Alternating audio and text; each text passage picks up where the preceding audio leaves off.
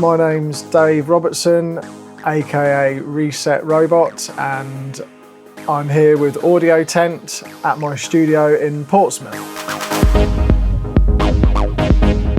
I make some more stripped back stuff, some upfront kind of club tracks as well that are purely for the dance floor, but I also like to make some electronica style breakbeat tracks as well, which if you've listened to my album you'll hear a few of those on there.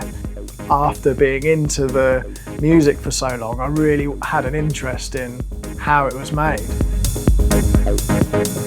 We're going to be covering basically how I create a track from nothing.